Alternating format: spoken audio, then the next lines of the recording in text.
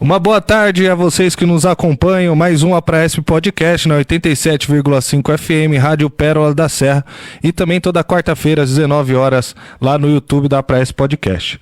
Hoje vamos falar sobre o desenvolvimento visual infantil, a ambliopia, olho preguiçoso e o impacto do uso excessivo de telas. Hoje estamos aqui do lado com Marúcia Truz, ortoptista da Apraesp. Boa tarde. Olá, boa tarde a todos. É um prazer imenso voltar aqui para esse podcast, né, para a gente dar continuidade a informações muito importantes que a população precisa ter acesso para conseguir fazer a prevenção visual, né? Então, informação é tudo. Quem tiver as dúvidas também, a gente está ao vivo, pode mandar as dúvidas. Eu estou aqui disponível para esclarecer. E o que é importante? Prevenir, porque tem coisa que depois de um certo tempo não tem tratamento. E muitas vezes aqui no Brasil a gente não tem essa cultura de medicina preventiva, né? Tudo isso. Então, a saúde ocular faz parte de todas as outras especialidades, né? Que a prevenção é muito melhor.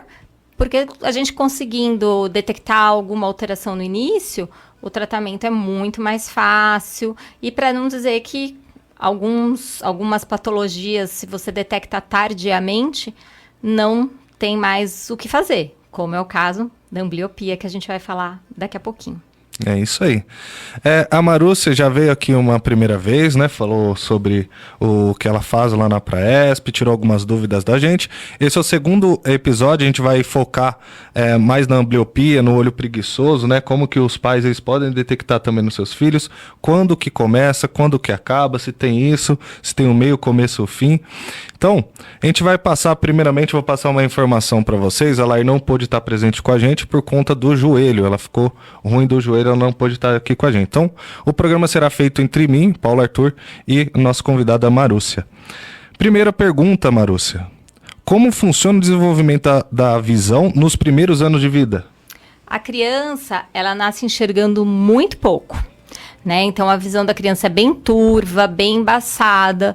No primeiro mês, praticamente, a criança enxerga vultos, luzes, né? Nem a visão de cores ainda está desenvolvida. Então, nem o colorido no primeiro mês a criança enxerga direito. Por quê? Porque a gente tem na retina as células, os cones, que são responsáveis pela visão de cores, e os bastonetes, que são os responsáveis pela visão preto e branco, penumbra, né? Então, a gente fala que essas células têm a função fotópica e escotópica. Então, essa parte retiniana está em desenvolvimento. Aliás, o bebê, ele desenvolve a visão desde o útero, né? Então, assim, muitas vezes, os bebês que nascem prematuros não têm ainda a maturação da retina. Por isso que é importante, principalmente os bebês prematuros, fazer um acompanhamento com um oftalmologista para descartar o que a gente chama de retinopatia da prematuridade, porque em alguns casos até é necessário fazer alguma cirurgia, laser, para essa retina aderir. E nós da ortótica vamos trabalhar na parte de estimulação visual desse bebê prematuro, o teste de Teller para medir se a visão está igual nos dois olhos, como que está sendo o resultado desse tratamento de retinopatia da prematuridade. Justamente por quê? Porque a criança, o bebê ele vai formando a visão já desde o útero. Então, um bebê muito prematuro, se a gente não avalia essa questão, a retina pode descolar inteira e essa criança perder a visão e depois não ter mais o que fazer. Dá mais complicações, né? Então, assim, é importante o acompanhamento sempre dos prematuros do retinólogo, né, do oftalmopediatra. E nós, da ortótica, vamos atuar em parceria, avaliando a acuidade visual através do Teller, que a gente consegue medir em bebês a partir dos 2 meses de idade. Então, a gente consegue, com o Teller, aferir a visão, a quantidade de visão, que é o que a gente chama de acuidade visual. Então, a gente consegue aferir a acuidade visual a partir dos 2 meses de idade. Então, também essas crianças com retinopatia da prematuridade ou outras patologias, que nem aqui na Praesp a gente trabalha com os neurodivergentes, né? Então, assim, não é só o olho que enxerga. A gente tem o olho, o nervo e o lobo occipital. Então, assim, a gente tem o olho e as vias ópticas. Tudo isso tem que estar desenvolvendo em conjunto e gradativamente no tempo certo. Nos neurodivergentes, o processamento visual até dessas pessoas é diferente de uma pessoa neurologicamente típica. Então, assim, muitas vezes acontece de a gente ter criança com baixa visão, que o olho está perfeito, o nervo está perfeito, a parte cerebral responsável pela visão está perfeita. Mas aquela criança não desenvolve visão por baixa tensão visual. Né? A gente costuma falar de baixa cortical. E daí, nesses casos, a gente intervém como? Com estimulação visual precoce. Então, quanto antes se detecta que essa criança não está formando a visão direito, a gente tem terapias de estimulação visual para trabalhar a formação da visão, para chamar a atenção da criança, o que é o olho, como que vai ter interesse pelos estímulos visuais, nesse sentido. Então, assim, o bebê, ele nasce enxergando muito pouco, até 1 mês é praticamente só vulto. Por volta dos 3 meses que ele começa a reconhecer, principalmente a face da mãe, mas tudo é muito perto, porque o mundo do bebê é para perto. E isso vai melhorando gradativamente. Vai ampliando a visão. Vai ampliando a visão. Só que assim, você precisa receber o estímulo adequado para a visão se formar adequadamente.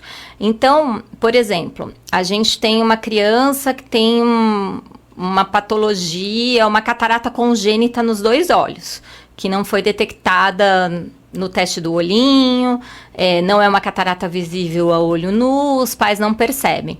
Então, o que essa catarata vai fazer? Ela vai atuar como uma cortina ali, que vai impedir a imagem chegar na parte cerebral.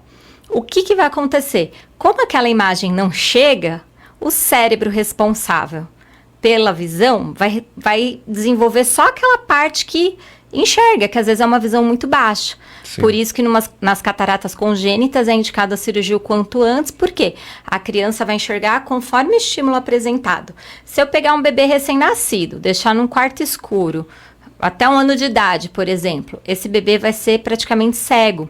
Por quê? Porque o olho recebe a imagem, mas a parte cerebral que está em formação não vai se formar. Então, a gente precisa o quê? Que tenha um estímulo adequado para a parte cerebral da visão ser formada. Por volta dos 2, 3 anos é formada a visão de estereopsia, a visão de profundidade, a visão binocular também chamada, que nada mais é do que a visão em 3D. Os 2 olhos começam a trabalhar juntos e tem um mecanismo que a gente chama de fusão. E daí ele vai desenvolver a visão 3D. Se nessa faixa, do 0 aos 3 anos, ele tiver alguma patologia que vai fazer com que ele use mais um olho do que o outro, ele vai aprender a usar os 2 olhos separados. Então, ele não vai ter essa visão de profundidade, essa visão de 3D. E assim, até os 3 anos mais ou menos, o mundo da criança é muito para perto. Sim. Depois dessa idade, a visão continua se formando. A maturação visual ocorre por volta dos 7, 8 anos de idade. Então, por isso que quanto mais cedo a gente tratar o que tiver de errado, mais chance a gente tem de reverter o problema. E o intuito é desenvolver naturalmente a visão. Então, quando a gente tá... Maturação é tipo o limite que a pessoa tem para... Isso, é quando acaba o desenvolvimento, é quando forma a visão, que é por volta dos 7, 8 anos. Só que assim, você imagina assim, um bebê tem uma catarata congênita, mas essa catarata vai ser descoberta só com 5 anos. Ele está 5 anos mandando o estímulo errado para o cérebro. A gente tem, teoricamente, 2 anos para colocar o estímulo certo. Então, daí, às vezes, a gente não consegue chegar no 100% de visão.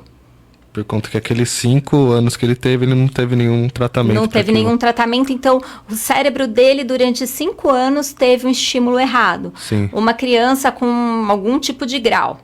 Você com o grau do óculos vai enxergar embaçado ou vai aprender a fazer força para enxergar. Então o organismo dele vai se formar com aquela visão embaçada ou aprendendo a fazer força para enxergar.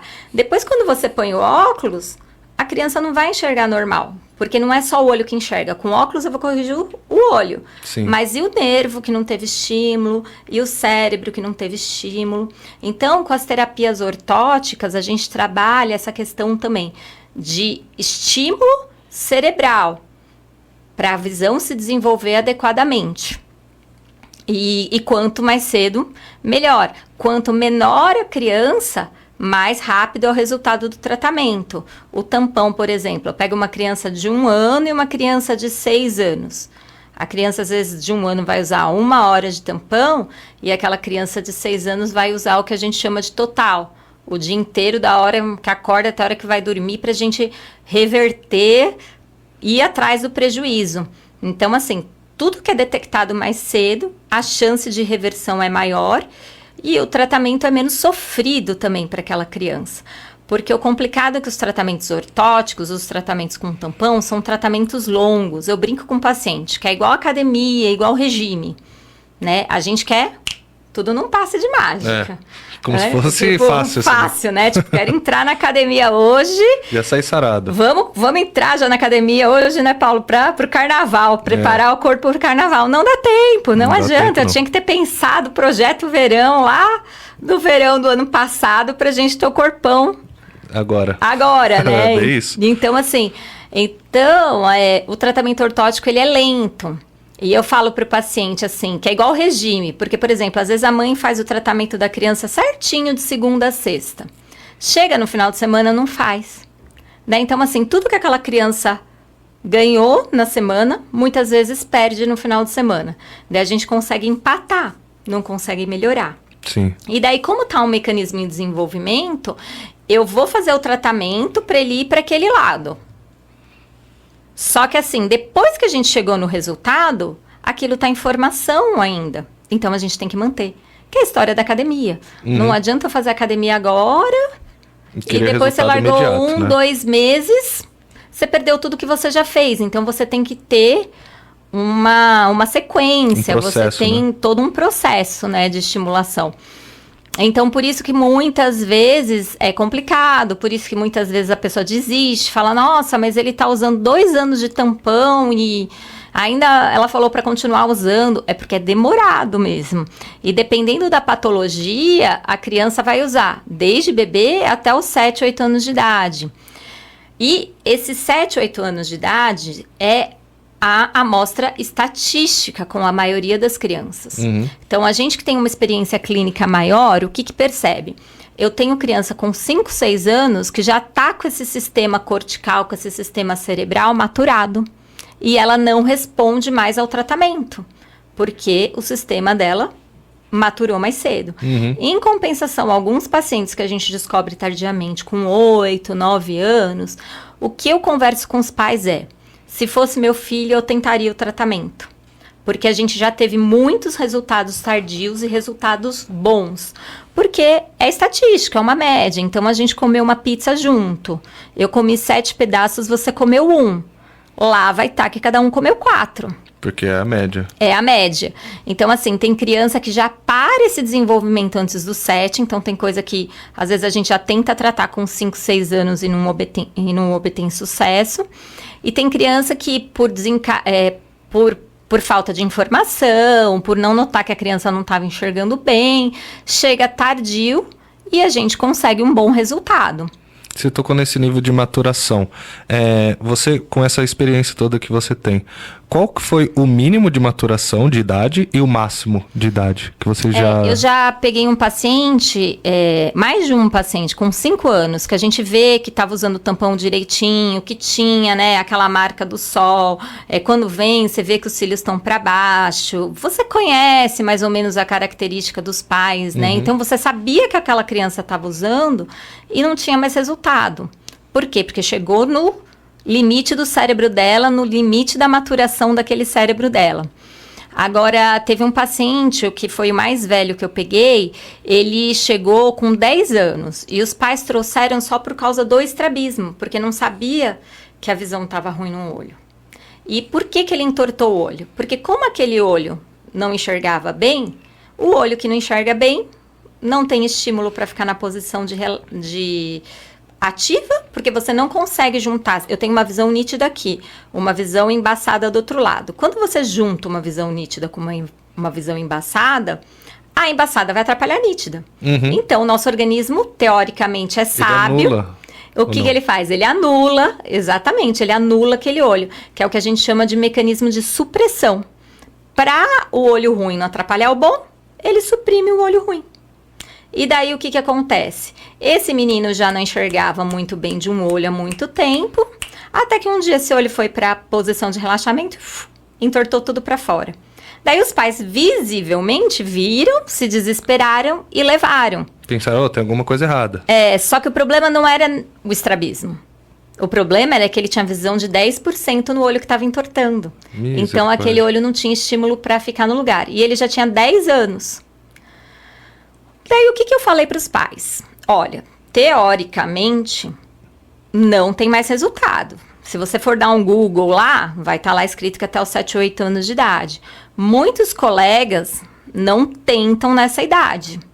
Porque assim, essa idade é um tratamento sofrido, porque daí eu tenho que fazer total tampão, o total é da hora que acorda até a hora que vai dormir. A criança tem 10 anos já, então é diferente de uma criança que está no infantil e está de tampão, uma criança de 10 anos que tem que acompanhar a aula, tem que copiar coisa da lousa, né? A questão da vergonha é maior.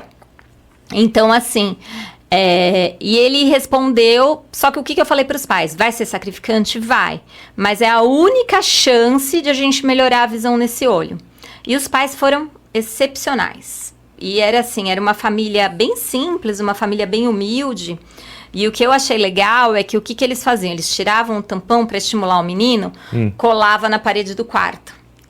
Daí eles me trouxeram a foto para eu ver com o quarto inteiro forrado de tampão. A decoração da parede do quarto era de tampão. E esse garoto, ele dos 10 aos 11 anos e meio, mais ou menos, ele chegou a 100% de visão nesse olho, que era o olho preguiçoso, o olho amblíope. E como ele melhorou a visão desse olho, o desvio dele sumiu. Voltou o olho para o lugar. Tanto que se eu não tivesse visto o desvio, se não fosse eu que tivesse atendido da primeira vez, eu falei assim, gente, não é possível que esse menino tinha um desvio desse tamanho. Por quê? Porque no caso dele, o estrabismo era decorrente da baixa visão daquele olho, porque ele tinha uma diferença de grau de um olho para o outro não corrigida, né? Só que o que acontece? Às vezes é o contrário.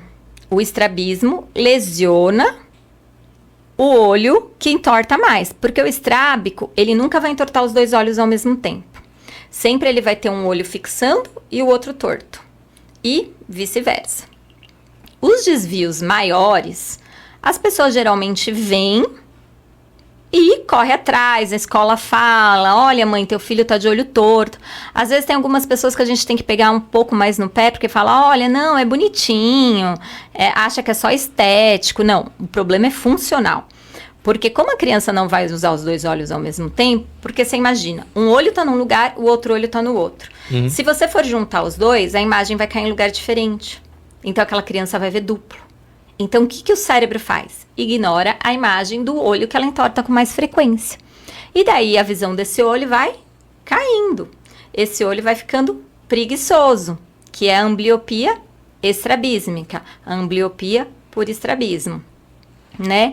E esse olho ficando preguiçoso, a tendência do desvio é aumentar. E a tendência desse olho, se não tratar com um tampão, a tendência da visão é cair cada vez mais. E daí, entrando nesse mérito da diplopia, por que o adulto, quando tem um estrabismo adquirido, ele enxerga duplo? Por quê? Porque ele já tem formado no cérebro dele a visão binocular. Então, num adulto, você entortou o olho, a não ser que você tenha uma lesão ocular, você já maturou o teu sistema cerebral. E você está acostumado a vida toda a usar os dois olhos juntos. Sim. Quando entorta um olho, você não consegue mais usar os dois juntos, o que vai acontecer? Você vai ver duplo. Daí, por isso que no adulto, dependendo se for um estrabismo adquirido, a cirurgia de estrabismo, se for indicada, é funcional, ou a gente faz prescrição de prismas para compensar essa visão dupla que a gente chama de diplopia. Em adultos pode acontecer por acidente, por AVC, por oscilação da glicemia, por oscilação da pressão arterial, por algumas outras razões neurológicas. Então, assim, tem várias causas, né? Ou, de repente, a pessoa sempre teve um estrabismo latente e esse estrabismo descompensou. Então, ela vai ter essa visão dupla, porque o sistema visual dela já está maturado, já está configurado para usar os 2 olhos ao mesmo tempo. Daí, da ambliopia, o que mais que era importante eu falar? As pessoas perguntam, só tem ambliopia por causa do estrabismo? Não, né? Muitas vezes a criança tem 0 de grau num olho e 10 graus no outro. No dia a dia, os pais não percebem. Sim. E como casa de ferreiro, espeto de pau, meu sobrinho, Fabrício, né? Ele um belo dia lá, ele com 9 meses em casa, eu resolvi fazer o Teller nele. Resolvi. Quando eu fui ver, coração foi lá na boca, né? Porque a gente sempre ficava um pouco mais atento com ele, porque ele foi prematuro. Daí, né, quando eu fui fazer esse teste, eu virei pra minha cunhada e falei assim, ele não tá enxergando nada do olho esquerdo. Tá muito baixo a visão. Quantos anos ele tinha? 7 meses. Ainda bem que foi cedo, né? Foi cedo. E ele hoje tá com 5 anos e usa tampão até hoje. Entendeu como o tratamento é longo? Mas ele começou o tampão com 7 meses, com 10% de visão nesse olho esquerdo. Hoje ele já tem 80% de visão nesse olho. Ele tinha quanto, desculpa? 10%. 10%. Mais ou menos.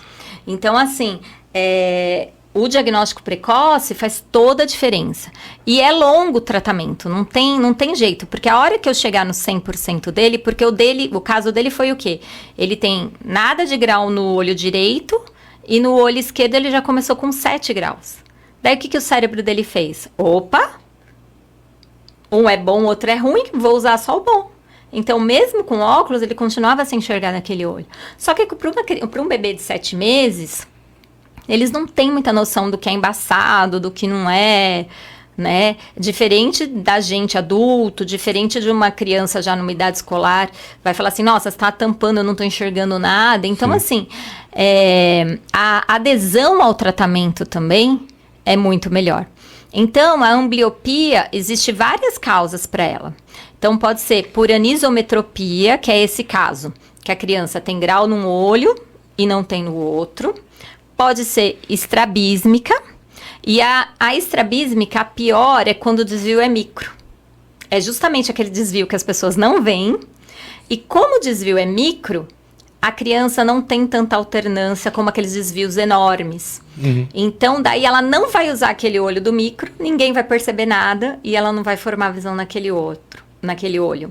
E tem as ambliopias também orgânicas ou idiopáticas, que não se sabe por quê. A pessoa não tem microdesvio, não tem grau, não é neurodivergente, não tem nada, mas o organismo resolveu usar um olho e não usar o outro. Então, por isso... Acontece isso também? Acontece isso também. Né? Assim, é menos comum, né, do que das outras causas, mas às vezes acontece. Criança que não tem desvio, não tem grau e tá enxergando de um olho só e você fala assim... O que está acontecendo? Daí começa a usar o tampão, a visão daquele olho melhora, né? Então, assim, temos que estar sempre atento. Até os 7 anos, como é um boom do desenvolvimento visual, e depois a gente vai chegar na outra parte do uso de telas, que hoje as crianças estão usando demais, eu sugiro um acompanhamento semestral com o oftalmologista para prevenção, e depois dos 7 anos, esse acompanhamento já pode ser anual, desde que a criança não tenha nada. Era exatamente isso que eu ia perguntar. Quais sinais que a gente pode passar para os pais, para eles terem essa noção que talvez o filho dele precise e ele às vezes não está ciente disso, né? Sim.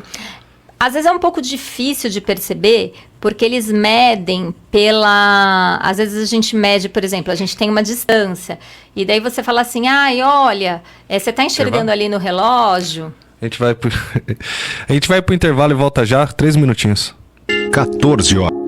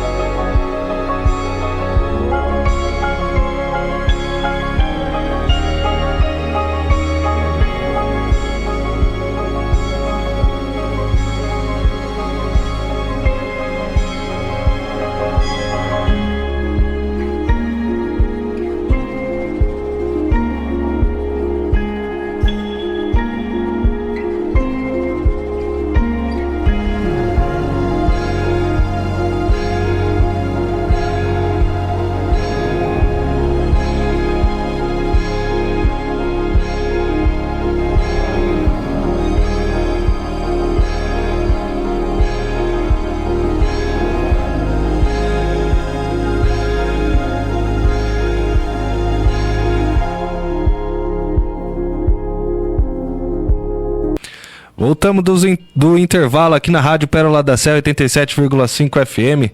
Deixar um atento para seguir as redes sociais da Apraesp, @Apraesp no Instagram e facebook.com/Apraesp, além do site também www.apraesp.org.br. A gente estava falando sobre como os pais podem identificar esse problema nos filhos, Marúcia. Alguns testes muito simples podem ajudar. Tampar um olho, né, medir, pedir para a criança, olha, com esse olho você está vendo lá o relógio, com outro olho. E qualquer dúvida, né, passar com o oftalmologista e com a ortóptica. Porque tem as crianças pequenas que não informam, então você não vai saber.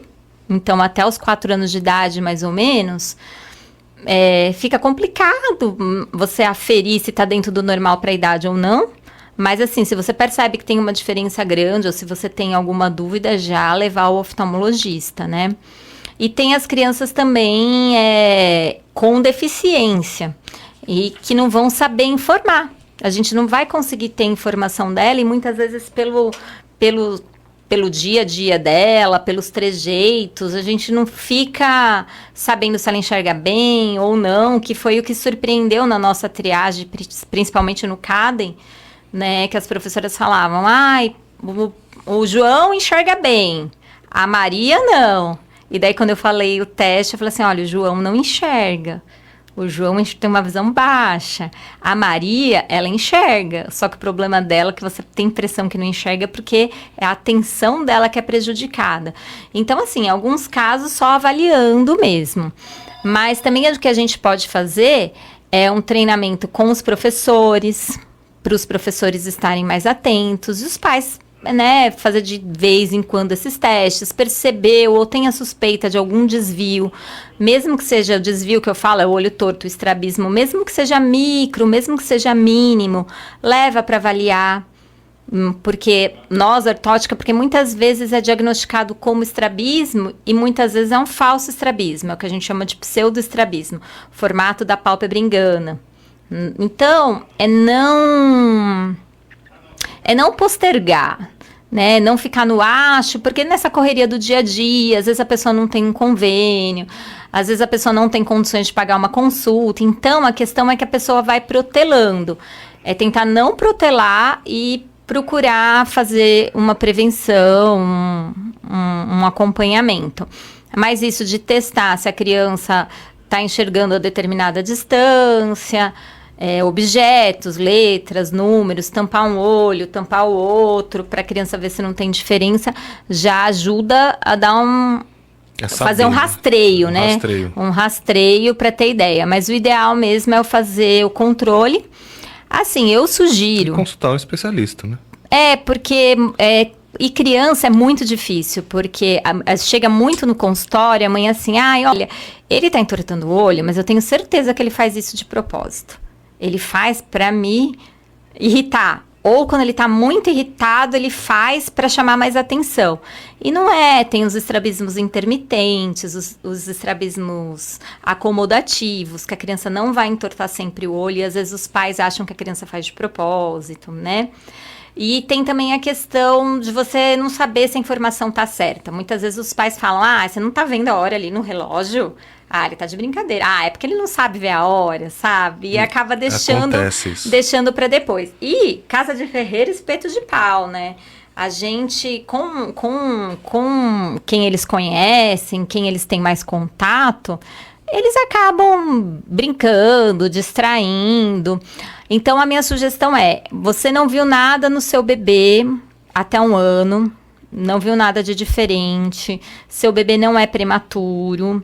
Então, faça uma primeira avaliação com o oftalmopediatra e a ortótica com 1 ano de idade. Daí, a partir de então, a gente vai fazer o acompanhamento do desenvolvimento visual até os 6 meses. Por quê? Aparece paciente também que fala assim, nossa, mas eu levei meu filho com 8 meses. Levei no oftalmo, levei no ortoptista, falaram que meu filho não tinha nada. Olha agora ele com 4 anos, ele tá entortando o olho, tá enxergando menos de um olho, então aquele profissional errou, não viu, olha, já dava para eu ter tratado ele desde pequenininho. Não, porque a visão tá em formação. Então pode ser que até 1 ano a criança não tivesse nada, até os 2 anos a criança não tivesse nada. e tivesse aparecido mais ou menos naquela época. E tem os estrabismos acomodativos também, que a chance de aparecer entre os 2 e 4 anos de idade. E ele não vai aparecer de repente, na maioria das vezes. Ele vai aparecer com uma intermitência, porque a criança tem uma alta hipermetropia, mas ela consegue fazer o esforço acomodativo, consegue compensar aquele grau. E daí aquele olho não vai entortar sempre, vai entortar quando ele precisar fazer o foco. E daí, muitas vezes, os pais acham que tá brincando, ou quando leva no oftalmo, leva um susto, porque já encontra um grau alto, daí fala, não é possível, tá errado isso. Imagina, o menino enxerga tudo, como que ele tem 6 graus? E tem realmente aqueles 6 graus. É que a criança tem um mecanismo de adaptação muito grande, e o esforço acomodativo, a musculatura deles é muito boa. Então, graus de hipermetropia, eles conseguem compensar. E as crianças míopes? Hoje está mais difícil ainda de descobrir. Por quê? Porque as crianças têm o costume de ficar muito com a visão de perto. E o míope enxerga super bem de perto. Na tela, né? Então fica muito na visão de perto mesmo. Acaba passando despercebido. E a criança tem um mecanismo de adaptação grande. Tanto que, assim, é muito mais sofrido para um adulto usar tampão do que uma criança. As crianças se adaptam muito melhor e muito mais rápido. E outra coisa que acontece é essas questões do dia a dia, né? Dela ir se adaptando e é uma coisa gradativa. É igual quando a gente engorda. Não é do dia para a noite que apareceu 5 graus de miopia. Foi um pouquinho por dia. Daí aquela criança foi se adaptando e a gente não foi percebendo. Então é quando a gente engorda, você vai perceber quando a calça não entra. Quando a gente envelhece, você olha uma foto, olha outra e fala, ai meu Deus. Quando já tá nítido, né? Então assim, então acaba sendo tardio.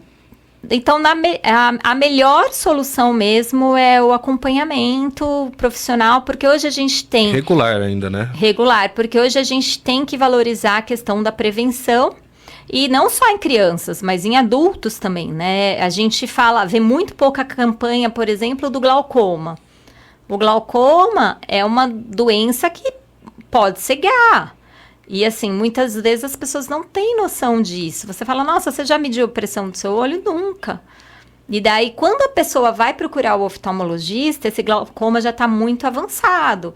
Já lesionou fibras neurológicas. Então, o especialista em glaucoma vai conseguir, de repente, manter o que sobrou, mas não vai conseguir recuperar aquela visão. Então, assim, o preventivo para várias patologias é muito importante. E também em criança, ainda bem que é raro, né? Mas tem o retinoblastoma, que normalmente, graças a Deus, ele atinge normalmente um olho só, mas eu já tive paciente com retinoblastoma bilateral. E muitas vezes, por conta desse mecanismo de adaptação da criança, você não percebe que ela está tendo uma baixa visão, principalmente se for em um olho só. E é um tumor maligno, extremamente agressivo, que pode ir para o cérebro e depois levar até a óbito, né? Então, assim, sorte que não é uma coisa tão comum, mas a gente precisa estar atento. Né? Muita gente ficou sabendo, foi uma divulgação muito, muito legal do Thiago Leifert, né, de contar da filha dele, do tratamento da filha dele e tudo. Então, quando ele apareceu na mídia, quando ele aparece, as pessoas se preocupam e lembram de fazer o tratamento preventivo. Mas, passa um tempo, a gente acaba esquecendo. Não, e o que a gente deixa para depois fica, né? A gente sabe pela gente mesmo. Isso é verdade. Pra gente entrar primeiramente, resumindo tudo que você falou, tem que ser acompanhado pelo profissional regularmente para não ter esses problemas, né? Exatamente. Nada melhor que o profissional especializado naquilo para saber certinho. Sim.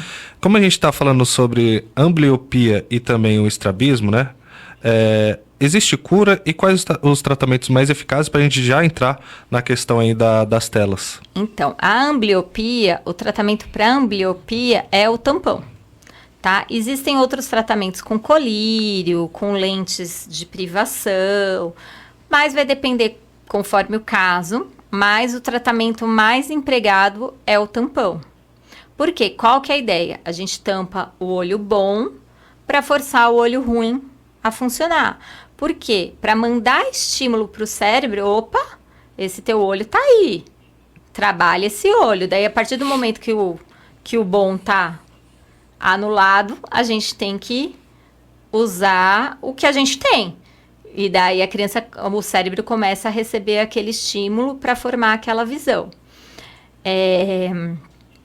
E assim, o tempo de tratamento depende da idade que foi diagnosticada, da diferença de visão de um olho para o outro, da causa da ambliopia, porque, por exemplo, às vezes é um estrabismo grande. Então, o tampão vai melhorar a visão, mas a gente vai precisar de uma cirurgia de estrabismo também. Ou, como aconteceu no caso daquele meu paciente de 11 anos que eu falei que a gente começou o tratamento tardio, quem veio primeiro? A baixa visão. O estrabismo foi uma consequência da baixa visão. Só que às vezes a baixa visão é consequência do estrabismo. Então fica naquela história, quem veio primeiro, o ovo ou a galinha, não importa. A gente tem que fazer o tratamento. Só que um pode puxar o outro, né? Então um vai sendo correlacionado com o outro. E que nem essa questão da correção do grau. Muitas vezes as pessoas trazem o filho, porque quando a criança tem grau num olho, não tem no outro, de repente começa a entortar um olho só. Que é sinal que aquele olho tá enxergando menos. Daí a pessoa vem por conta do olho torto. E daí a gente descobre a baixa visão naquele olho. E assim, os estrabismos têm vários tipos de tratamento, né? Tem o tampão, tem os exercícios, tem a cirurgia. E os estrabismos acomodativos têm a correção de grau, que muitas vezes a criança coloca o óculos e já corrigiu aquele desvio. Mas às vezes precisa do óculos e do tampão, porque também a gente tem os desvios parcialmente acomodativos. Então vai ter estrabismo que vai precisar do óculos, do tampão e da cirurgia. Então não é uma receita de bolo, né? Tem vários tipos. E é um tratamento demorado. E não adianta a gente querer pular etapas. Porque, por exemplo, muitas vezes vem mães para mim, ai, coitado do meu filho, ele vai ter que usar tampão, é muito sofrido. A gente sabe que é sofrido, mas a gente não tem outra alternativa. Vai ser muito sofrido o dia de amanhã, ele ter uma baixa visão naquele olho, fazer uma cirurgia de estrabismo, o olho ficar bom, e dali um tempo depois voltar a entortar. Porque se aquele olho não enxerga bem, a chance de você fazer a cirurgia de estrabismo e ter uma recidiva é muito maior do que um paciente que enxerga 100% dos dois olhos. Sendo que com o tampão a gente também está tratando a musculatura ocular para que não tenha uma contratura. Porque você imagina, a criança está sempre com o olho torto aqui. O músculo aqui, que entorta para dentro, está muito rígido. Na hora que o cirurgião vai fazer a cirurgia, aquele músculo está muito forte. E com o tempo aquele desvio pode voltar. Então, assim, se você faz o tratamento com tampão antes, você garante visão igual nos dois olhos e uma flexibilidade muscular para garantir um bom resultado cirúrgico. Porque tem mães que falam, eu não quero que meu filho use tampão, não dá para mandar ele direto para cirurgia? Não dá. A mesma questão do grau. Mas só o óculos não adianta? Não, porque ele não aprendeu a usar aquele olho. Eu tô tratando o olho com o óculos, mas com o tampão eu tô tratando a parte cerebral. Sim. Então, a gente não tem como pular etapas. Tem que ir na sequência certa. Não adianta ter pressa. Não vai ser do dia para a noite que a gente vai conseguir resolver o problema. Então, por isso que requer dedicação, requer paciência. É um tratamento demorado e para criança é um tratamento chato, mas eu brinco, né, que quem mais dá problema nos tratamentos oclusivos são os adultos e não as crianças. Porque quando você fala para os pais, olha, tem que usar o tampão, vai ter que usar na escola, os pais falam assim, ai meu Deus, mas vai sofrer bullying. Né? Daí eu falo, não vai sofrer bullying. A gente vai fazer o seguinte, vocês vão conversar com a professora antes, vamos fazer uma brincadeira de caça ao tesouro, compra aquelas moedinhas de chocolate, manda um tampão para cada criança da escola. Então, a gente tem que fazer o estímulo positivo, o reforço positivo. Daí, de repente, teu filho vira o superstar da sala. Ele é o pirata que proporcionou aos amigos a brincadeira da caça ao tesouro. Foi um dia legal que eles ganharam prêmio, né? Então, uma assim, gincana, né? Uma gincana. Então, assim, a gente pede a colaboração da escola, os pais, peço para os pais nunca falarem na frente da criança, ai, que dó. Então, assim, sempre o reforço positivo. Nossa, como você tá lindo de tampão. Hoje tem tampão colorido, com desenho. Uma coisa que eu fiz também com uma menina que não queria ir para a escola de jeito nenhum, uma ideia que eu tive foi mandar um tampão para cada aluno da sala. Daí as crianças faziam um desenho e davam de presente para ela. E ela aparecia de surpresa no dia seguinte com um tampão que o amigo desenhou. E daí, de repente, de rejeitada, ela virou a superstar da sala. Porque as crianças ficavam naquela expectativa. Será que ela vai vir com o meu hoje? Uhul, ela veio com o meu. Então, assim, a gente tem que fazer o reforço positivo. Falo, a criança não tem muita noção de tempo. Então, você colocar lá num calendário, fazer o xizinho, ó, quando completar tanto xizinho, sei lá, 5 dias, 1 semana, você combina com a criança, olha, eu vou te dar um prêmio.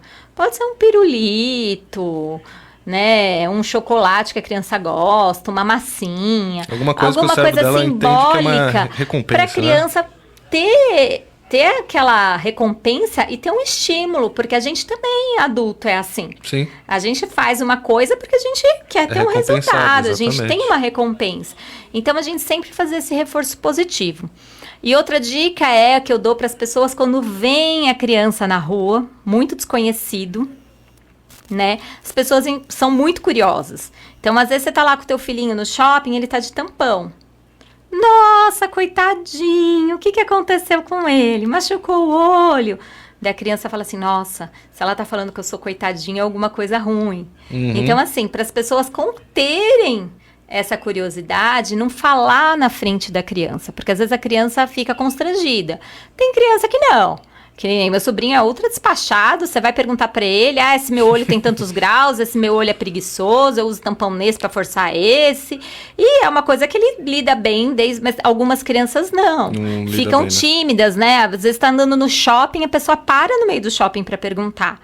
Então, assim, é desagradável, a criança se sente inconveniente também, coagida, mas as pessoas têm muita curiosidade e acaba perguntando, não tem jeito. Então, isso é uma dica também que eu dou para as pessoas ao redor, né? Evitar falar. E as pessoas próximas sempre fazer o reforço positivo. Nossa, você fica lindo de tampão e de óculos. Vamos fazer um álbum de tampão. Cada vez que tira o tampão, coloca o tampão num caderno. Se a criança quiser desenhar ou quiser fazer uma coleção, ou que nem esse meu paciente que colou na parede do quarto inteiro e ele achou o máximo. Então, a gente tem várias formas de estimular para que a gente obtenha sucesso no tratamento, né? E com menos sacrifício possível, né? É muito subjetivo, vai de criança para criança. Vai de criança para criança. Vamos entrar então no perigo que as telas podem causar no desenvolvimento da visão. E a primeira pergunta é, o uso excessivo de celulares, tablets e TV pode prejudicar a visão da criança no infantil? Sim. Por quê? Primeiro é a questão da quantidade exacerbada de estímulos. A gente está com o cérebro em formação, que ele já está trabalhando ali a todo vapor. Então, você manda um excesso de estímulos. O que você deixa? Você deixa essa criança mais agitada, mais impaciente, né? Então, é comprovado que o uso excessivo de celular pode causar problemas de saúde mental, problemas de interação social, alterações na coordenação motora. Então, assim, é um conjunto. Problema postural, né? Porque a criança fica assim. Chance maior de miopia. Por quê? Porque a criança usa a visão só de perto. Então, por que antes não tinha tanta criança míope? Porque a gente saía para brincar na rua, andar de bicicleta, empinar pipa. Porque você vai imaginar assim, visão de infinito é mais de 6 metros. Hoje as casas são pequenas, o apartamento é pequeno, a criança vai usar o quê? O dia inteiro lá, tablet, celular, ele está usando só a visão de perto, não está usando a visão de longe. Então, está mudando o mecanismo acomodativo dela. Então, o que a gente sugere? Mais atividades ao ar livre, mais atividades de longa distância, porque o celular prejudica o desenvolvimento visual infantil. Dá um esforço acomodativo maior, o que pode induzir a um estrabismo. Estou recebendo paciente adulto que, por excesso de uso de celular, descompensa, porque você fica o tempo todo com o olho fazendo convergência, o tempo todo trabalhando o teu mecanismo de acomodação. Então, você aprende a contrair, mas você não aprende a relaxar. E tem alguns estudos mais recentes que associa também o uso excessivo de telas com a degeneração macular, que é a visão central lá, a cereja do bolo, que é a visão refinada. Então é muito prejudicial. Então, assim, para adulto já é prejudicial, né? Porque a gente não nasceu para ficar tantas horas de frente para uma tela, numa mesma posição, todo torto, daí reclama disso, reclama daquilo, acaba gerando mais olho seco, porque a gente, quando está no computador, quando a gente está lá prestando atenção, a gente esquece de piscar o olho. Então, assim, é uma cascata de problemas. E na criança, você imagina que ela está em formação. Então, assim, os estímulos que você recebe, o cérebro está se adaptando àquilo e aprendendo com aquilo. E o que eles gostam hoje? Joguinho, que é tudo muito rápido, tudo imediato. Não é só eles não, também. Ai, Paulo. Então, a gente tem que desviciar, né? Tanto que eu coloco um timer no meu celular. Por quê? Porque às vezes a gente chega à noite, a hora que eu paro é a hora que eu vou dormir, né?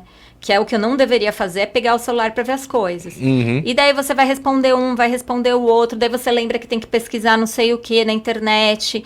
Daí quando você vai ver, nada, você tá 2 horas lá rolando o dedo e não percebeu. Então eu coloco um alarme para ter aquele tempo. Tocou o bip, eu desligo. Eu sou que nem criança birrenta, falo, ai que saco, ai que dureza, não quero desligar. Mas eu falo, não, eu tenho que desligar. E o pior é que esse negócio do alarme é muito bom, porque até, às vezes, eu tô lá fazendo uns trabalhos lá no computador, né, na Praesp, e aí, às vezes, eu esqueço de bater o ponto. Acontece. Sim. Né? E eu deixo agora o alarme é importante para isso mesmo, para você criar uma rotina, né? Pra gente se policiar, porque senão a gente se perde. E só voltando na questão das crianças, então, assim, e o que eles gostam muito é desse imediatismo. Tanto que o que faz sucesso hoje, não só com adultos, mas com crianças também, são os shorts, são vídeos curtos. Os reels, né? Os reels. As pessoas não têm paciência de ver coisa longa. Ficou muito ansioso, parece, né? Então, aumenta a questão da ansiedade. E a criança, ela está em formação, ela precisa experimentar o ócio, ela precisa experimentar o tédio. Por quê? Porque é nesse momento de ócio, é nesse momento de tédio que ela vai usar a capacidade dela de criar, de imaginar, de interagir. Então, o que eu sugiro aos pais? Limitar ao máximo o celular das crianças. Então, aí vai de cada família, né? Crianças mesmo, menores de 6 anos, o ideal era 0 celular. Nada de celular, porque você vê bebês, assim, tipo, menos de 1 ano, 9 meses, você já vê o bebê lá mudando com o dedinho meu filho com 3 anos já sabia mexer tudo no celular. Melhor que a gente, se bobear. Melhor que a gente. Porque é outra geração. Só que o grande problema é que essas tecnologias foram feitas para viciar. Sim. Né? E daí perde-se o contato com o mundo externo e a criança perde essa capacidade de desenvolvimento motor, de desenvolvimento da interação social, do desenvolvimento da imaginação, que é muito importante para a criança. Então, o que a gente sugere aos pais? Vamos fazer jogo de cartas, jogo de tabuleiro, você tem um quintal em casa, vamos brincar de bola, puxa o teu filho, vou até a padaria ali, você vem comigo, vamos andando, conversando até a padaria. Você vai melhorar a interação com o seu filho e você vai ir tirando esse hábito dele, que nem eu quero morrer quando eu vejo a criança com o celular ali na frente comendo. Por quê? Ela não vê o que ela tá comendo, ela não sabe a quantidade que ela tá comendo. Ela só come. Então, assim, não tá desenvolvendo o paladar correto, não tá desenvolvendo o centro de saciedade corretamente. Então, essa criança lá na frente tem grandes chances de ter problema de obesidade. Então é péssimo. E depois se eu estiver errado, mas é exatamente esse o ponto que eu quero chegar. Quando a pessoa, não a criança, mas o adulto também, ele tá diante de uma tela e comendo, ele tá comendo por prazer e não pela fome, né? Porque ele nem tá sabendo o que ele tá comendo. Às vezes, por exemplo, você começa a comer porque você tá com fome. Sim. Só que você tá tão distraído com aquilo lá que você vai comendo, e você nem percebeu o quanto você comeu, ou às vezes você não presta atenção, não manda estímulo pro teu centro de saciedade cerebral. Então, você acaba comendo mais porque você terminou de comer aquele prato, mas não prestou atenção que comeu. Uhum. Daí você vai lá e repete, porque a sensação é de que você precisa comer mais para se saciar, porque o teu centro de saciedade, você não estava focado na comida. Você não mastiga direito, não mastiga o quanto tinha que mastigar, né? Engole mais rápido. Então, assim, são N problemas, né? Então, assim, o visual é apenas um deles.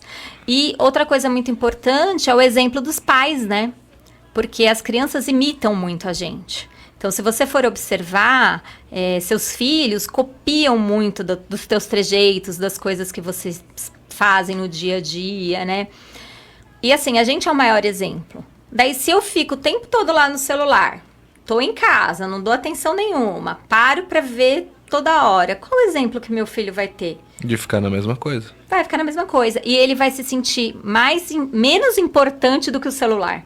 Porque você dá mais atenção pro celular do que para ele.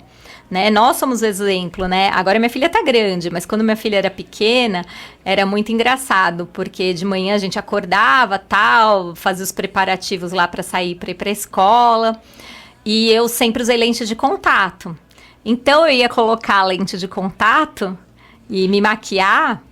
Ela não tinha grau, não tinha nada, mas ela tinha um estojinho lá vazio que ela me pediu. Então, ela fingia que colocava lente de contato e com umas esponjinhas lá que não tinha nem maquiagem, nada, mas ela fingia que ela estava se maquiando também para ir para a escola. Isso é verdade. Porque eles seguem muito o nosso exemplo. E daí eu olhava ela brincando de boneca. Ela dava beijo na boneca. Tchau, filha, se comporta, a mamãe já volta, a mamãe vai trabalhar. E eu ficava abismada, porque ela falava exatamente na mesma entonação que eu falava com ela, exatamente a mesma frase. Depois eu falei assim, nossa, eu falo a mesma ladainha todo dia.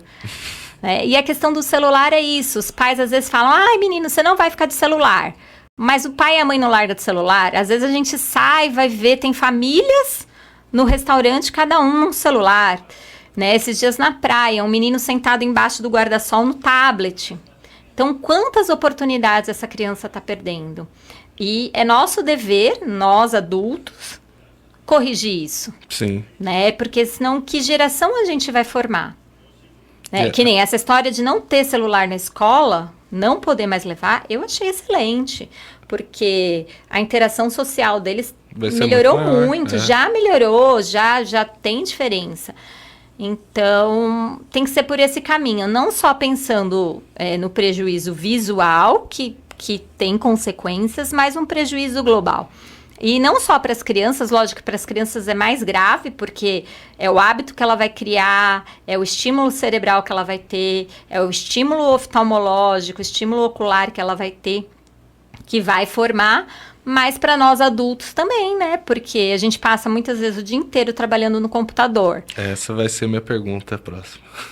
Daí depois a gente sai, vai pro celular. Daí chega em casa, vai jogar joguinho. Daí... Complicado, né? Vamos lá, as duas últimas tá chegando já no final aqui desse episódio. Qual o tempo ideal de exposição a telas em cada idade? E também eu quero que você dê uma dica para quem trabalha, como por exemplo, eu trabalho frente ao computador 8 horas por dia, ainda tem TV, tem às vezes videogame ou celular, tem que resolver coisas. Para quem trabalha, por exemplo, eu comprei esse óculos aqui, ele não tem grau, ele é só para cortar a luz azul, aquela luz que danifica os olhos, né? Sim. Eu sei que não é só isso que ajuda, né? Mas Sim. É também um artefato que ajuda. O que você pode, então, dar de dicas, assim, pra gente proteger não só as crianças, mas também o adulto que trabalha com computador, por exemplo? O adulto que trabalha com computador, a gente está muito envolvido lá com o que a gente está fazendo. Então, uma queixa muito comum é de embaçamento, cansaço, peso palpebral. Por quê? Porque a gente fica tanto tempo ali prestando atenção que a gente esquece de piscar. Inclusive, então a gente não pisca. E ainda mais, geralmente, ambiente de ar-condicionado, que já resseca o filme lacrimal. Então, isso que dá aquela sensação de cansaço no final do dia, aquela sensação de peso palpebral. E isso contando que a pessoa não tenha nenhuma outra patologia associada. Sim. Tá? Porque às vezes pode ter uma desordem motora, que daí a ortótica tem que tratar também. Mas, considerando que a pessoa não tem nada, muitas vezes a pessoa tem queixa porque, assim, esquece mesmo de piscar, fica o tempo todo numa mesma posição. Eu costumo falar para o paciente, se você ficar o dia inteiro com o braço nessa posição, vai chegar ao final do dia, teu braço vai doer. Sim. O que deixa o teu olho na posição são os músculos oculares. Vou é o até deixar mecanismo. assim agora. Já até arruma. Pra não sair daqui com dor no braço. Daí vai falar que é a Marúcia que fala demais. Daí o que acontece? Você fica com a musculatura ocular rígida na mesma posição o dia inteiro, porque ali é aquela tela. Então, assim, se teu braço ficar na mesma posição vai doer, tua perna vai doer, por que teu olho não vai doer? Então, daí você tem aquele cansaço, peso palpebral. Então, a gente naturalmente não nasceu para ficar o dia inteiro na mesma posição. Se for ver lá os homens das cavernas, com certeza, nesse sentido, tinham muito menos problema que a gente. Sim. Porque era pra gente acordar, caminhar, Caçava. e caçar, e pescar. Daí você ia usar a visão de longe, você ia exercitar o teu corpo. Depois você vai lá, vai fazer o teu peixe lá, você vai focar pra perto. Fora o estresse, o cortisol, porque o cara toda hora tinha que sobreviver, né? Sim. O nome da pedra. Então, assim, não digo que a gente tem que voltar à idade das cavernas, sim, né? Porque a gente evoluiu pra isso. E também não digo, olha, Paulo, pede as contas, porque você fica muito no computador o dia inteiro. Vá viver da sua arte, né? A gente precisa trabalhar, a gente precisa fazer as coisas, né? Tem relatório para fazer, eu tenho que ver ficha do paciente, no computador não tem jeito. Mas uma dica que eu dou é o famoso bip do celular. Um exercício que a gente chama de 20-20. A cada 20 minutos que você tá ali no computador, você para 20 segundos e olha o mais longe que você conseguir. Não vai ser isso que vai atrapalhar o teu rendimento no trabalho, muito pelo contrário. Então, daí você olha o mais longe que você conseguir, se tiver uma janela, dá umas piscadas, tudo. Num desses bips de 20 minutos, deu para levantar, beber uma água, você vai mudar o teu posicionamento ocular, você vai melhorar a tua postura, você vai dar aquela esticada.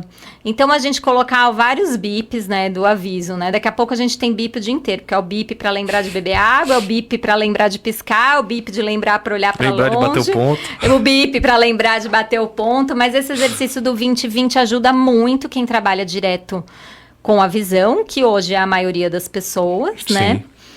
E periodicamente, então, mas eu, né, tô mal corrido lá, mas assim, não vai ser esses 20 segundos, você não precisa nem sair da sua cadeira, você olhar para longe, porque eu tô olhando aqui pro microfone, a minha musculatura ocular tá de um jeito. Vou olhar para cá pro outro telefone, tá de outro. Olho para você, tá de outro. Vamos olhar lá pro pessoal na cabine, a musculatura tá de outro. Então, a gente precisa movimentar ao longo do dia e lembrar de piscar. Então, daí, quando você muda o teu foco de atenção, você pisca com mais frequência. E o filme lacrimal é como se fosse uma lente nos nossos olhos, né? Por quê? Porque ele vai gerar qualidade de visão. Não só conforto visual, mas ele gera qualidade de visão. Então, ele vai melhorar. Às vezes, tem pessoas que reclamam de embaçamento visual, é o olho seco, é falta do filme lacrimal. Sim. Né? Então, a dica que eu dou aí é o exercício do 20-20. 20 minutos, 20 segundos de pausa. Para, dá uma pausinha, vai tomar uma água, vai focar em outra coisa, vai olhar um pouco mais longe. Mais longe, um corredor, né? Uma janela. E pra gente terminar, Marúcia, qual é o tempo ideal de exposição de tela em cada idade? Então, eu não gosto de dizer de tempo ideal, porque ninguém é igual a ninguém, né? Sim. Então, assim, colocar todo mundo no mesmo balaio, colocar todas as crianças no mesmo balaio, eu acho ruim. Eu não gosto de uso de celular, uso de telas em crianças menores de 6, 7 anos. Acredito que a gente tenha que evitar ao máximo. Assim, tem um momento atípico, um momento que você está lá no avião com o teu filho, muitas horas de voo, né? Você está preocupada de ele não incomodar as outras pessoas. Então, você vai dar um pouquinho para ele, mas de repente, olha, eu sei que eu vou para um lugar que ele vai ter que ficar um pouco mais quieto. Então, não leva só o celular, leva outras alternativas, leva massinha, leva lápis de cor, leva papel, leva um pouquinho de brinquedinho Lego para ele, pra ele brincar, coisas, né? Leva um slime, né? Então, assim, evitar ao máximo. A partir dos 7 anos, na minha opinião, até uns 12, 13, o ideal seria 1 hora por dia no máximo. As crianças já ficam mais do que isso, por quê? Porque tem os deveres de escola, muita escola já usa o tablet, que nem na minha filha, muita coisa da lição de casa é passada por WhatsApp, né? Então, assim, a gente não consegue tirar muito tempo. Mas a minha opinião é, quanto menos, melhor. Menos será mais. O menos às vezes é mais. É Até muito a matemática mais. ela explica isso, né? É. Vou resumir aqui o que a gente falou nesse episódio sobre o olho preguiçoso, a ambliopia e também sobre o estrabismo. A gente falou também sobre as telas e tudo mais que pode ser prejudicial no desenvolvimento da visão. Então, a gente falou sobre o desenvolvimento visual na infância, falou também do olho preguiçoso e o que é e como tratar, o perigo das telas e o desenvolvimento da visão. Vou deixar também o... Quer deixar alguma dica para os pais? Você já deu a dica, né? Fala a verdade. Eu acredito que eu já falei bastante, né? Mas assim, quem tiver pergunta, quem tiver dúvida, sugestão para de repente a gente fazer um terceiro episódio. Ou quem quiser deixar dúvidas, pode deixar lá no canal.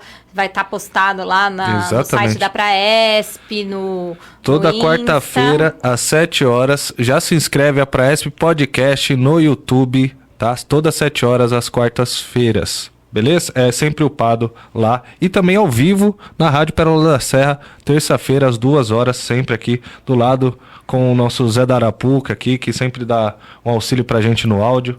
Muito obrigado. Ok, muito obrigado. Né? Bom programa hoje, hein? Gostei, né? Ficou bom, né? Ficou bom.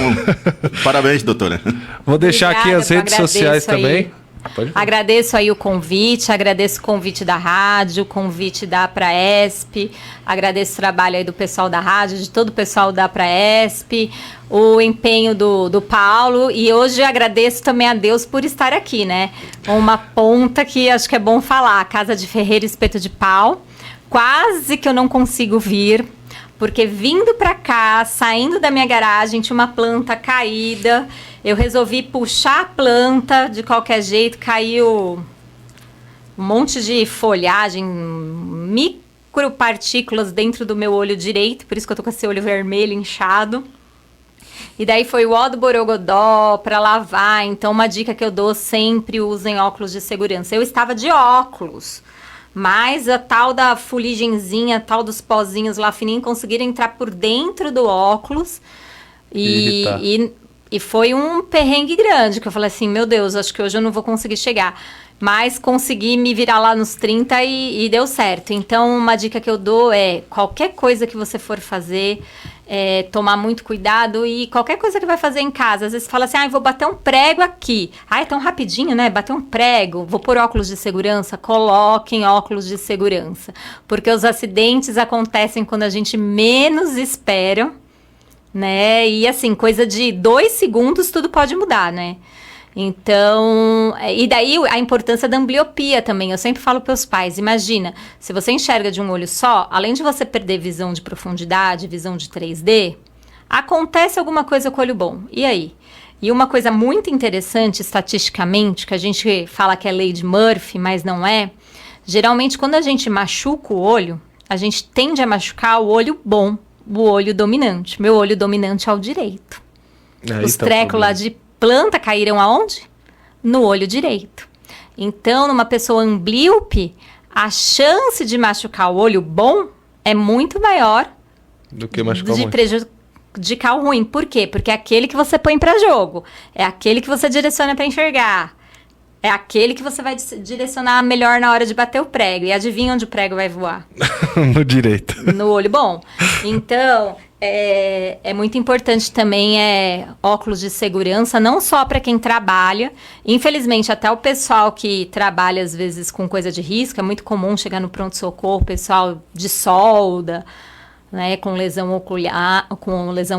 Então, assim, óculos de segurança, precaução, porque uma bobeirinha acontece. A gente passa um sufoco e dói, viu? Dói muito. E teve zica, né? Hoje teve zica porque foi você, foi a Laer que machucou também o joelho e não pôde estar presente. Então, vamos encerrando por aqui. Eu vou passar as redes sociais da Praesp para você que ainda não segue. Lá a gente no Instagram, @apraesp, facebook.com/apraesp, o site é www.apraesp.org.br. Sempre no vídeo que é upado pro YouTube tem também o QR Code, caso você queira estar doando para a Praesp para conseguir trazer essa infraestrutura, toda a questão de saúde e educação que traz também especializada lá. você pode estar doando também. E lembrar também de se inscrever, curtir e compartilhar para quem você acha que pode achar isso como um benefício e trazer esse conteúdo mais e mais vezes sobre educação, inclusão e também saúde. A gente vai ficando por aqui, agradecer novamente a Rádio Pérola da Serra, que sempre deixa o estúdio para a gente trazer conteúdo para vocês. E é isso, um abraço a todos, fiquem com Deus e até mais.